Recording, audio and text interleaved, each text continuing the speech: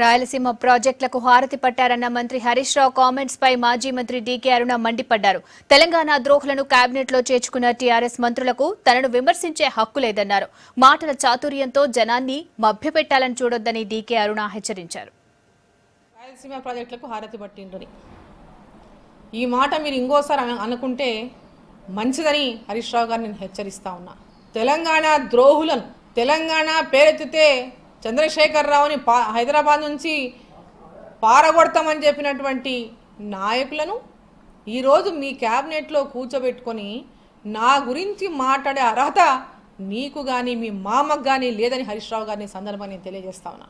ఆ రోజు నువ్వు రాజశేఖర రెడ్డి గారు ముఖ్యమంత్రిగా ఉన్నప్పుడు ఆ రోజు నువ్వు రాజశేఖర రెడ్డి గారి క్యాబినెట్లో మంత్రివి.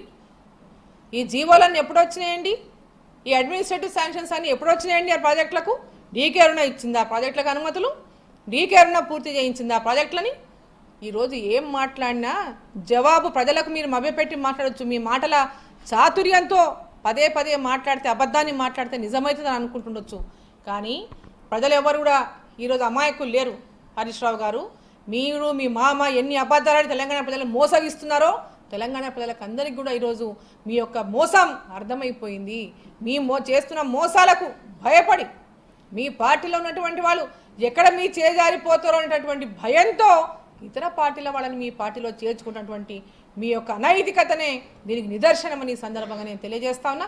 నన్ను విమర్శించే హక్కు కేసీఆర్ కానీ హరీష్ రావు కానీ కేటీఆర్ కానీ వారికి ఎవరికి కూడా ఇంకోసారి తెలంగాణకు ద్రోహం చేసింది డీకే అరుణ అంటే ఖబర్దార్ అని సందర్భంగా నేను తెలియజేస్తా ఉన్నా.